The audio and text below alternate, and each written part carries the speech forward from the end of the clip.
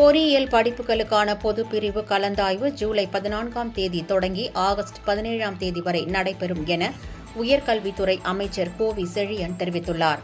சென்னை கிண்டியில் உள்ள மாநில தொழில்நுட்ப கல்வி இயக்ககத்தில் 2025-26ஆம் ஆண்டு பொறியியல் மாணவர் சேர்க்கைக்கான தரவரிசை பட்டியலை அமைச்சர் கோவி செழியன் வெளியிட்டார். பின்னர் செய்தியாளர்களிடம் பேசிய அவர், பொறியியல் தரவரிசை பட்டியலில் 145 பேர் 200க்கு 200 கட் ஆஃப் எடுத்துள்ளனர் என்றார். தமிழ்நாட்டில் பொறியியல் படிப்புகளுக்கான பொதுப்பிரிவு கலந்தாய்வு ஜூலை 14ஆம் தேதி தொடங்கி ஆகஸ்ட் 17ஆம் தேதி வரை நடைபெறும் என்றும், சிறப்பு பிரிவுக்கான கலந்தாய்வு ஜூலை 7ஆம் தேதி தொடங்கும் என்று கூறினார். அரசு பள்ளி மாணவர்களுக்கு 7.5% இடஒதுக்கீட்டின் அடிப்படையில் 51,004 மாணவர்கள் விண்ணப்பித்துள்ளார்கள் எனவும், 7.5% இடஒதுக்கீட்டின் கீழ் கடலூரைச் சேர்ந்த தரணி என்ற மாணவி முதலிடம் பிடித்துள்ளார் எனவும் அவர் அப்போது கூறினார்.